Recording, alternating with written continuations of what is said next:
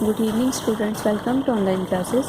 Class 10th में हम how do organisms reproduce chapter study कर रहे हैं, जिसमें हमारा लास्ट टॉपिक बचता है रिप्रोडक्शन इन ह्यूमन बींग्स। तो अगर हम ह्यूमन बींग्स की बात करते हैं तो ह्यूमन बींग्स के अंदर जो मोड ऑफ रिप्रोडक्शन फॉलो होता है वो होता है sexual mode of reproduction. Sexual maturation includes creation of germ cells, that is egg in the female and sperm in the male partner, and this period of sexual maturity is called puberty. अब क्या होता है human beings के case में, एक particular age तक जब बच्चा पैदा होता है तब से लेकर एक पर्टिकुलर एज तक उसकी सिर्फ ग्रोथ होती है। 10-11 साल तक की उम्र के जो पीरियड है उसको हम ग्रोथ मानते हैं, लेकिन आफ्टर 11.5 ईयर्स और 12 ईयर्स एक पर्सन के अंदर चेंजेस आने स्टार्ट हो जाते हैं। उस टाइम पर उसके अंदर हार्मोनल चेंजेस आते हैं। मेल्स के अंदर टेस्टोस्टेरोन नाम का हार्मोन एक्यूमुलेट होना स्टार्ट हो जाता है और फीमेल्स के अंदर एस्ट्रोजन नाम का हार्मोन एक्यूमुलेट होना स्टार्ट हो जाता है, जिसकी वजह से उनकी बॉडी में, मेल और फीमेल की बॉडी में डिफरेंट चेंजेस आते हैं और उस पर्टिकुलर स्टेज को हम मानते हैं प्यूबरिटी। उस केस में क्या होता है, वो जो पर्सन है वो सेक्सुअली मैच्योर हो जाता है। उस टाइम पर जो सेक्सुअल मैच्योरिटी है वो पीक पर होती है और उसके बाद से जो पर्सन है वो सेक्सुअली रिप्रोड्यूस करने की योग्य हो जाता है। अब अगर हम मेल्स के केस में बात करें तो प्यूबरिटी की एज होती है 12 to 13 ईयर्स। लेकिन आजकल के टाइम में जितना केमिकल्स हम यूज़ कर रहे हैं और जितना ज़्यादा हमारा एनवायरनमेंट चेंज हुआ है, उसके बेस पे जो प्यूबरिटी की एज है वो धीरे धीरे अब कम होती जा रही है। मतलब 10-11 साल का बच्चा भी मैच्योरिटी की तरफ आ रहा है। तो उन केसेस में क्या होता है, मेल के अंदर जो बॉडी है वो एकदम से ग्रो करना स्टार्ट कर जाते हैं, बॉडी लार्ज हो जाती है, मस्कुलर हो जाती है, बॉडी स्ट्रॉन्ग हो जाती है।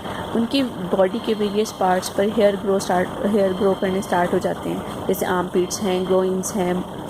जो लड़के हैं उनकी बियर्ड आनी स्टार्ट हो जाती है, मस्टेच आनी स्टार्ट हो जाती है, शोल्डर ब्रॉड हो जाते हैं और उनकी जो नेक वाला रीजन है वहाँ पर एक फॉरवर्ड प्रोजेक्शन डेवलप हो जाती है, जिसे एडम्स एप्पल बोलते हैं। जो लैरिंग्स का पोर्शन होता है वो डेवलप होना स्टार्ट हो जाता है और वो नेक में अपीयर होना स्टार्ट हो जाता है। और साथ साथ क्या है, ये जितने भी चेंजेस हैं इसके लिए कौन रिस्पॉन्सिबल है, टेस्टोस्टेरोन हार्मोन। जो टेस्टोस्टेरोन हार्मोन है उसकी सिक्रीशन इंक्रीज़ हो जाती है, जिसकी वजह से ये सारे जो चेंजेस हैं वो आने शुरू हो जाते हैं। जो बॉयज़ होते हैं उनके केस में जो साउंड है वो भी चेंज होने स्टार्ट हो जाती है। अगर हम फीमेल्स की बात करें तो फीमेल्स के केसेस में भी जो प्यूबरिटी की एज है वो बॉयज़ के कंपैरिजन में कम होती है। मतलब 11 से ही स्टार्ट हो जाती है, 11 to 13 ईयर्स मान के चलते हैं इसे। तो उन केसेस में क्या होता है, जो ब्रेस्ट हैं वो डेवलप होने स्टार्ट हो जाती हैं, हेयर ग्रो होने स्टार्ट हो जाते हैं, जैसे आर्म पिट्स हैं, ग्रोइंस हैं। वहाँ पर जो पेल्विक रीजन है वो ब्रॉड हो जाता है और जो थाई वाले रीजन है वहाँ पर फैट डेवलप होने स्टार्ट हो जाती है और साथ में मेंस्ट्रुएशन स्टार्ट हो जाती है। और ये जितने भी चेंजेस आते हैं ये किसकी वजह से आते हैं, एस्ट्रोजन हार्मोन की वजह से आते हैं। अब जो टेस्टोस्टेरोन हार्मोन है वो कहाँ से सिक्रीशन उसका होता है, वो होता है टेस्टिस से। और जो फीमेल के केस में एस्ट्रोजन है इसकी सिक्रीशन कहाँ से होती है, ओवरीज से। अगर हम मेल रिप्रोडक्टिव सिस्टम की बात करते हैं तो मेल के केसेस में क्या है, जो मेल रिप्रोडक्टिव ऑर्गन है वो है टेस्टिस एक पेयर की फॉर्म में प्रेजेंट होता है। इसका जो ये पाउच है इसे स्क्रोटम बोलते हैं और इसके अंदर टेस्टिस प्रेजेंट होते हैं, जहाँ पर पर्टिकुलरली जो मेल जो गैमेट्स हैं, मेल जर्म सेल्स हैं वो प्रोड्यूस होती हैं टेस्टिस के अंदर, स्पर्म की प्रोडक्शन होती है।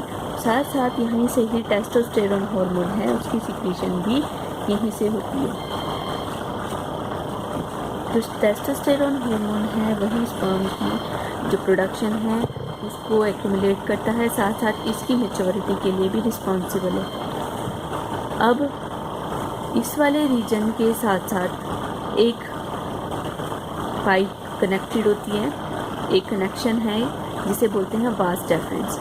ये वास डेफरेंस एक कनेक्शन है जिसके थ्रू जब एक प्यूबरिटी की एज स्टार्ट होती है तब स्पर्म की प्रोडक्शन होती है, और यहीं से स्पर्म हैं जो वास डिफरेंस के थ्रू ट्रांसमिट होते हैं। यहाँ से वास डिफरेंस के थ्रू जो स्पर्म है ये रन करते हैं, और रन करते करते ये इस पैसेज के थ्रू यूरेथ्रा के थ्रू जो एक ये मेन ऑर्गन है पेनिस, यहाँ से बाहर आ जाते हैं। ठीक है, अब वास डिफरेंस है, वास डिफरेंस से जैसे ही यहाँ से स्पर्म रन करते हैं, इसके साथ साथ यहाँ पर 3 मेन ग्लैंड्स होती है। एक है सेमाइनल वेसिकल, दूसरी है प्रोस्टेट ग्लैंड, एक है बल्बोयूरेथ्रल ग्लैंड्स। ये तीनों ग्लैंड्स क्या करती हैं, फ्लूइड सिक्रीट करती हैं। जो ये फ्लूइड सिक्रीट करती हैं, उस फ्लूइड का मेन काम क्या होता है, इस फ्लूइड को हम पर्टिकुलरली सीमेन बोलते हैं।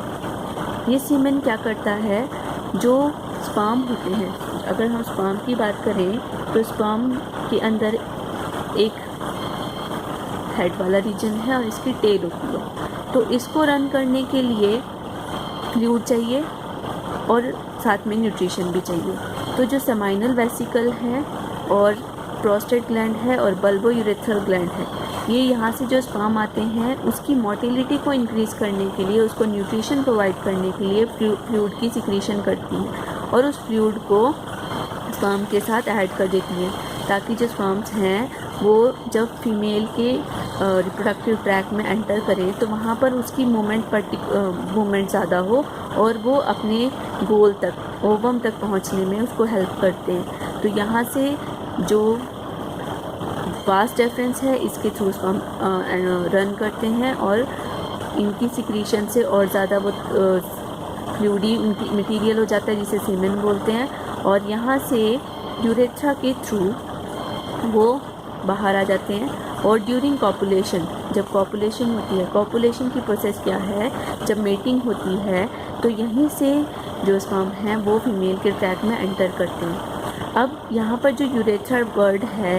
यूरेथ्रा यहाँ पर यूरिनरी ब्लैडर से भी कनेक्टेड होता है, मतलब नीचे से भी वास डिफरेंस से भी कनेक्टेड है और यूरिनरी ब्लैडर से भी कनेक्टेड है। यहाँ पर इसका एक कॉमन पैसेज होता है। इसका मतलब ये है कि ये जो पैसेज है, यूरेथ्रा का जो पैसेज है, वो यूरिन के लिए भी सेम है और स्पर्म के लिए भी सेम है। तो एक कॉमन पैसेज के थ्रू ही यूरिन और स्पर्म हैं वो यहाँ से मूव करते हैं। ठीक है, तो मेन जो पार्ट है वो है टेस्टिस, जहाँ पे स्पर्म की सिक्रीशन होती है, और रिप्रोडक्टिव स्ट्रक्चर में पेनिस आता है जिसके थ्रू वो स्पर्म ट्रांसमिट किए जाते हैं। अब इसमें एक और बात, जो स्क्रोटम होता है जहाँ पर टेस्टिस प्रेजेंट होते हैं, ये एब्डोमेन से बाहर क्यों होता है, क्योंकि जो हमारी बॉडी का टेम्परेचर होता है वो होता है 37 डिग्री सेल्सियस, लेकिन स्पर्म की प्रोडक्शन के लिए जो टेम्परेचर है वो 2 डिग्री कम चाहिए होता है। तो एक पर्टिकुलर टेम्परेचर प्रोवाइड किया जाता है जिसमें स्पर्म की प्रोडक्शन आराम से हो सके। तो एक हेल्दी प्रोडक्शन के लिए जो स्क्रोटम है उसको बॉडी से बाहर रखा गया है। इसके बाद आता है फीमेल रिप्रोडक्टिव। अब फीमेल रिप्रोडक्टिव सिस्टम में जो मेन, अगर हम पेनिस के एनालोगस बात करें तो उसके एनालोगस जो ऑर्गन है वो है वजाइना, जिसके थ्रू क्या है, जो पेनिस है यहाँ से एंटर करता है, इस वाले रीजन तक ही एंटर करता है और यहाँ पर स्पर्म की सिक्रीशन होती है। ये वाला रीजन है, इसे बोलते हैं सर्विक्स। ये सर्विकल रीजन है, ये मेन यूट्रस वाला रीजन है। यहाँ पर ही जो मेन फर्टिलाइजेशन है उसके लिए स्पर्म एंटर करते हैं, और यहाँ से एक ट्यूब होती है, इसे बोलते हैं फैलोपियन ट्यूब। फैलोपियन ट्यूब से यहाँ पर प्रेजेंट होते हैं फिंगर लाइक प्रोजेक्शंस, और यहाँ पर प्रेजेंट होती हैं ओवरीज। ह्यूमन बींग्स के केस में एक पेयर होता है ओवरीज का, और ओवरीज क्या करती हैं, एस्ट्रोजन हार्मोन सिक्रीट करती हैं और ओवम सिक्रीट करती हैं। ठीक है, एस्ट्रोजन हार्मोन ही जो प्यूबरिटी के साइंस हैं उसको डेवलप करने के लिए रिस्पॉन्सिबल होता है, और साथ साथ ओवम की प्रोडक्शन में भी एस्ट्रोजन का इम्पॉर्टेंट रोल होता है। अब यहाँ से क्या है, यहाँ से ओवम सिक्रीट होता है। अब जो फीमेल है, फीमेल 11.5 साल की उम्र में मैच्योर हो जाती हैं। वैसे क्या होता है, जब फीमेल वॉर्म में होती है, ठीक है, जब वो गर्भ के अंदर होती है फीमेल, तो उस टाइम पे ही उसकी ओवरी के अंदर बहुत सारे ओवा बनने शुरू हो जाते हैं। लेकिन जैसे ही एक फीमेल पैदा होती है तो उस टाइम पे जो ओवा है वो धीरे धीरे करके ख़त्म हो जाते हैं, सिर्फ कुछ ओवा रहते हैं। और वो ओवा मतलब एक पर्टिकुलर एज, जिसे प्यूबरिटी की एज बोलते हैं, प्यूबरिटी की एज के बाद वो ओवा मैच्योर होने स्टार्ट हो जाते हैं। और मैच्योर होके एक एक ओवा अब अल्टरनेटिवली इस ओवरी से एक मंथ ओवा रिलीज़ होगा, फिर नेक्स्ट ओवरी से ओवा रिलीज़ होगा। तो हर मंथ एक ओवा रिलीज़ होता है, ओवम रिलीज़ होता है। और वो ovum in फिम्ब्रियाई, in finger like projection के थ्रू इस फैलोपियन ट्यूब में एंटर करता है। अगर तो फर्टिलाइजेशन हो, कॉपुलेशन हो जाती है। कॉपुलेशन में क्या है, पीनिस एंटर करता है और यहाँ पर स्पर्म रिलीज़ हो जाते हैं। अगर तो स्पर्म यहाँ तक पहुँच जाते हैं, अब ऐसा कब होता है, ओवम कब रिलीज़ होता है, 14th डे ऑफ मेंस्ट्रुएशन। वो भी बाद में बताऊँगी आपको उसका क्या मतलब हुआ। जब ओवम रिलीज़ होता है तो ओवम यहाँ पर 2 दिन तक सर्वाइव कर सकता है।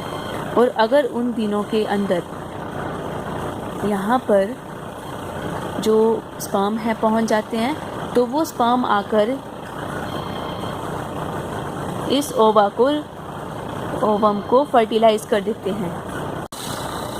अगर स्पर्म यहाँ तक पहुँच जाते हैं और वो इस ओवम को फर्टिलाइज़ कर देते हैं, फर्टिलाइज़ करने का मतलब है उसके साथ मिक्स हो जाता है, तो उस केस में ये दोनों मिलके एक पर्टिकुलर स्ट्रक्चर फॉर्म करते हैं जिसे बोलते हैं जाइगोट। जाइगोट की हम पहले भी प्लांट्स के केस में बात कर चुके हैं।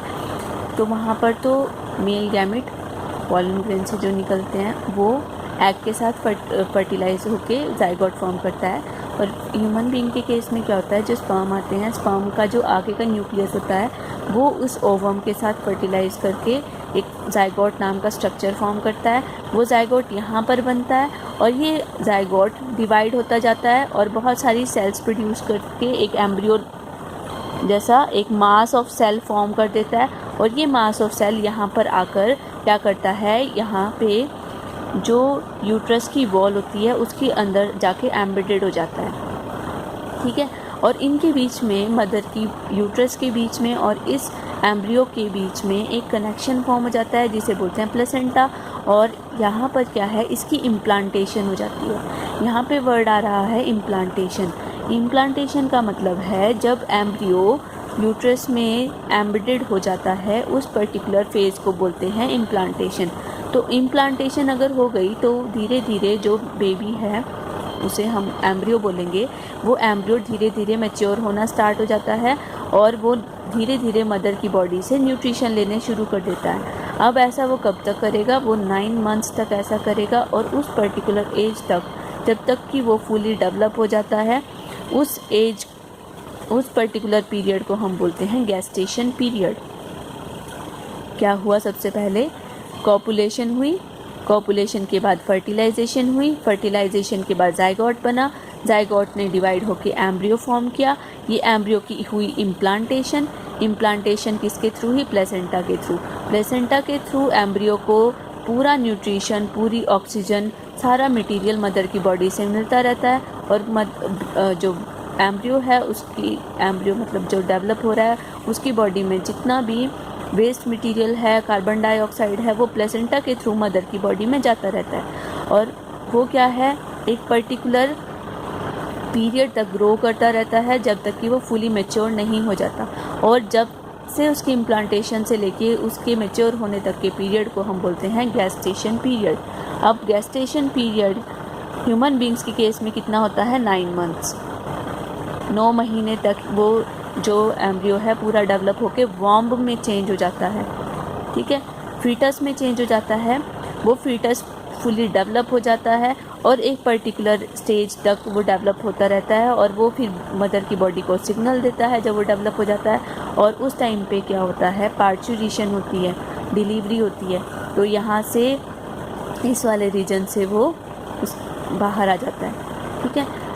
और अगर फर्टिलाइजेशन नहीं होती, उस पर्टिकुलर स्टेज तक उसे स्पर्म नहीं मिलते, तो जो ओवम है अब उससे डेवलप होने के लिए यूट्रस क्या करता है, एक बेड की लाइनिंग तैयार करता रहता है। यूट्रस की 3 मेम्ब्रेन्स होती हैं, इसकी जो इनर लाइनिंग है वो हर महीने तैयार होती रहती है, 28 डेज़ तक वो डेवलप होती रहती है। क्योंकि अगर फर्टिलाइजेशन हो जाती है तो उसे ज़ाइगोट को इम्प्लांट करने के लिए, एम्ब्रियो को इम्प्लांट करने के लिए जगह चाहिए।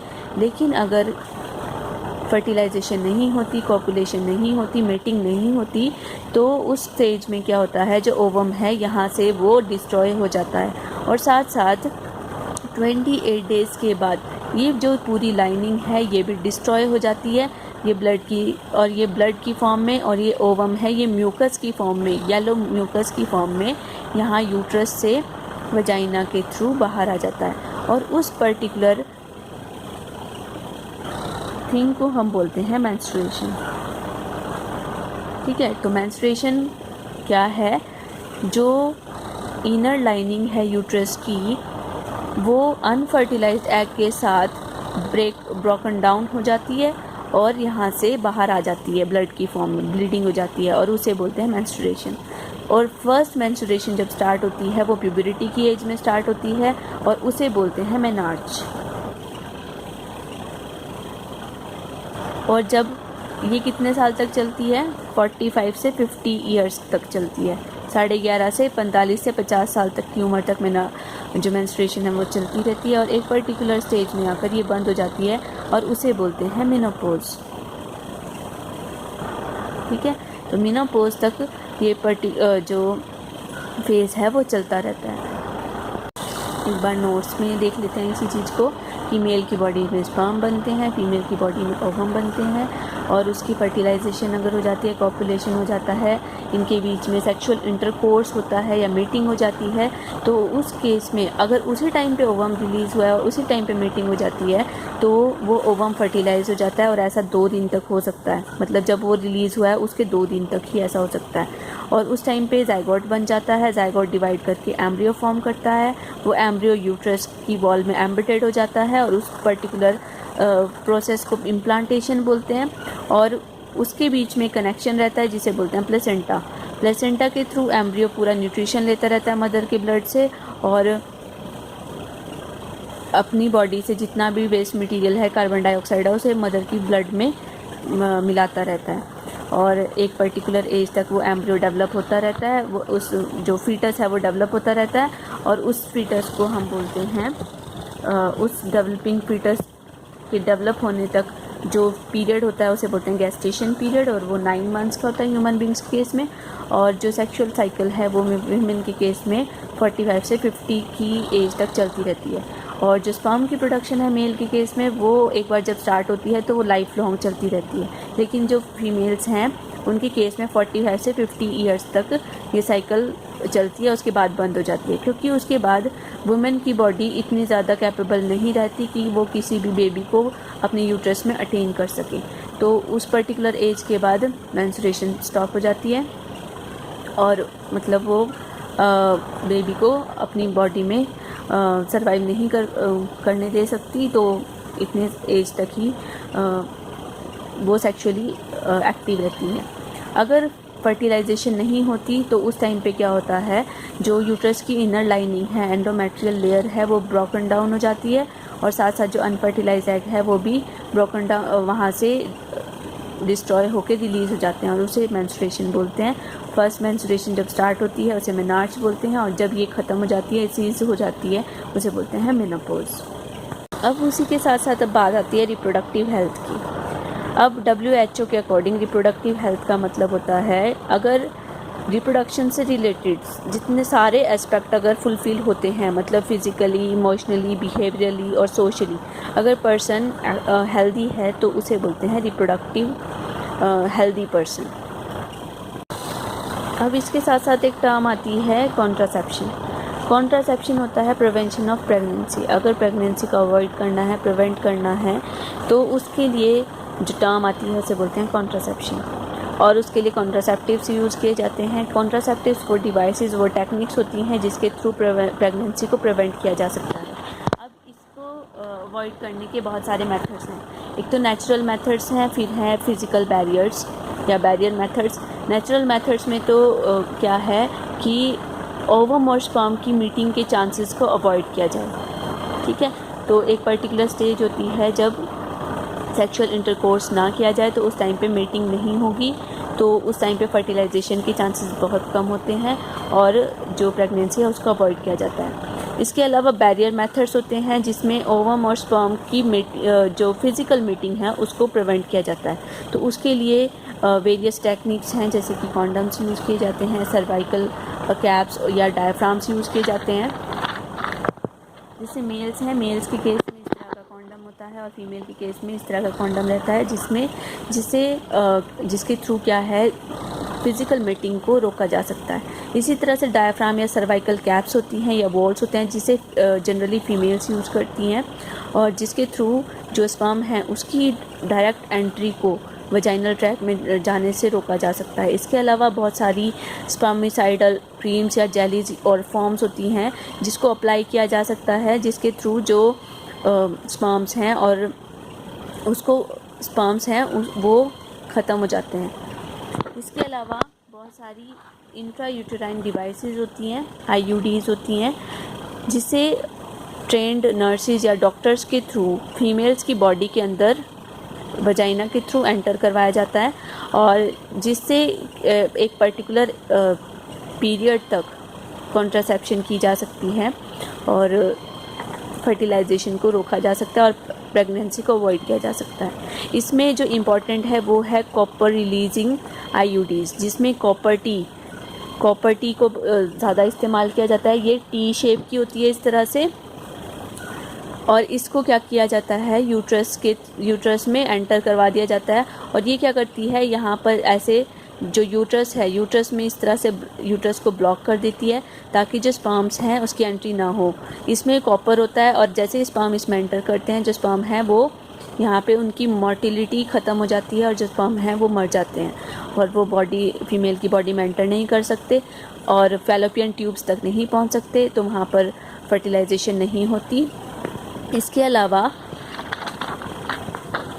पील्स यूज़ की जाती हैं फीमेल्स के द्वारा, या तो नेचुरल मेथड हो कि मीटिंग ना हो, या तो बैरियर्स यूज़ किए जाएं, या फिर इंट्रा यूटेराइन डिवाइसेस यूज़ की जाती हैं, या इसके अलावा जो हार्मोनल पील्स हैं उसको यूज़ किया जाता है, जिसमें जो फीमेल्स हैं, इसमें आपको बस इतना याद रखना है कि हार्मोनल पील्स वो पील्स होती हैं जो कि फ़ीमेल की बॉडी में ओवम की प्रोडक्शन को रोक देती हैं। फीमेल की बॉडी में ओवम की प्रोडक्शन ही नहीं होगी तो फर्टिलाइजेशन के जो चांसेस हैं वो भी नील हो जाएंगे। इसके अलावा अगर परमानेंट मेथड हो कि परमानेंट प्रेगनेंसी को अवॉइड करना है, कि मतलब कुछ लोग कपल्स ऐसे होते हैं कि जिनके पास 2-3 बच्चे हो जाते हैं तो फिर वो और बच्चे नहीं चाहते, तो उन केसेस में वो क्या करते हैं और सर्जिकली वेसेक्टॉमी या ट्यूबेक्टॉमी करवाते हैं। वेसेक्टॉमी में तो क्या होता है, जो मेल्स होते हैं, मेल्स क्या करते हैं, जो वास डेफरेंस होता है उनका ऑपरेशन होता है, तो उसमें क्या करते हैं जो वास डेफरेंस है उसको कट करके टाई कर देते हैं, ताकि जो यहाँ से जितने भी स्पर्म हैं, क्योंकि स्पर्म तो यहीं से जाएंगे, वास डेफरेंस के थ्रू ही जाएंगे, तो उसमें क्या करते हैं स्पर्म की पैसेज को ही ख़त्म कर देते हैं, यहाँ से इसको कट करके टाई कर देते हैं ताकि जो स्पर्म है वो आगे एंटर ही ना करें। ठीक है, वो पेनिस तक पहुँचते ही नहीं तो फर्टिलाइजेशन होगी ही नहीं। इसी तरह से ट्यूबेक्टॉमी भी की जा सकती है। ट्यूबेक्टॉमी में क्या किया जाता है, जो फीमेल्स की फैलोपियन ट्यूब्स हैं, फीमेल्स की, अब यहाँ पे ट्यूब वर्ड यूज़ किया है, मतलब फैलोपियन ट्यूब्स का मतलब है, तो इसमें क्या करते हैं फीमेल की जो फैलोपियन ट्यूब्स होते हैं उसको कट करके टाई कर देते हैं। ठीक है, और उनके पैसेज को रोक देते हैं। अब ओवम है वहाँ से रिलीज़ होगा, वो आगे जाएगा ही नहीं, तो प्रोडक्शन भी नहीं होगी, मतलब फर्टिलाइजेशन ही नहीं होगी, तो प्रेगनेंसी को परमानेंटली अवॉइड किया जाता है। तो वैसेक्टॉमी ट्यूबेक्टॉमी में ये तो परमानेंट है कि कट करके टाई कर दिया, इसमें कुछ टाइम तक ऐसा भी करते हैं कि उसको सिर्फ टाई कर देते हैं, तो दोबारा ऑपरेशन के थ्रू उसको वापस से खोला जा सकता है और वापस से प्रेगनेंसी अचीव की जा सकती है। लेकिन अगर कट कर दें और उसके बाद दोबारा से ऑपरेट करें तो उस टाइम पे चांसेस बहुत कम रहते हैं कि प्रेगनेंसी हो। तो ये लास्ट टॉपिक था इस चैप्टर का। इसके बाद इस जो चैप्टर है उसमें आपके बहुत ही एक दो टॉपिक हैं जो इम्पॉर्टेंट है, बाकी जो सिलेबस है वो डिलीटेड चैप्टर ही है, तो वो इतना इम्पॉर्टेंट नहीं है, बाकी उसको हम बाद में डिस्कस कर लेंगे। इतना जो है आपका वो एग्ज़ाम के लिए इम्पॉर्टेंट है, खासकर जो ये जो कॉन्ट्रासेप्शन वाला चैप्टर है, कॉन्ट्रासेप्शन वाला टॉपिक है, ये बड़े क्वेश्चन की फॉर्म में पूछा जाता है डायरेक्टली बोर्ड के अंदर, तो इसको अच्छे से कर लें। बस आज के लिए इतना ही। Thank you class.